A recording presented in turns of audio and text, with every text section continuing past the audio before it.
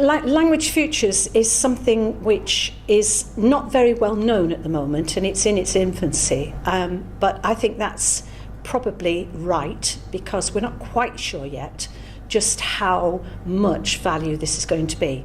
Personally, I think it's going to be huge.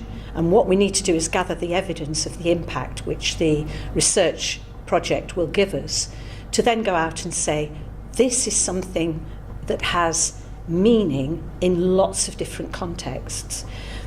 It's, for me, about autonomy for students, and it's also about engagement and enjoyment. I know from my long time in the classroom, it's very hard to motivate young people to learn the language you've said they have to learn. It's hard to get them to learn a language anyway, but to get them to learn the one you think they ought to learn gives them lots of reasons why they shouldn't bother. And so Language Futures has the opportunity for students to have some choice and choose a language that they want to learn for whatever reason.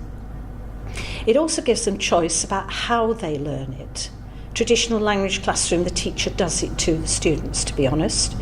And that's probably the way that works reasonably well in most contexts, but not all. And some of the implications of Language Futures for me is that it makes people think outside the box a bit and say, well, is that the only way to do it?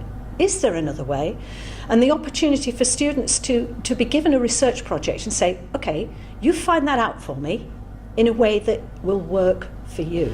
But one of the things that really interests me about Languages Futures is the opportunity to support schools that have massive, massive numbers of students for whom English is an additional language. And those students are not well served in a lot of schools. They're not well served because of a lack of understanding about their needs, but also because of a lack of resources to support them. I'm thinking in particular of students who are given the opportunity to take a GCSE in the language that is their first language. They should all get A stars. They don't.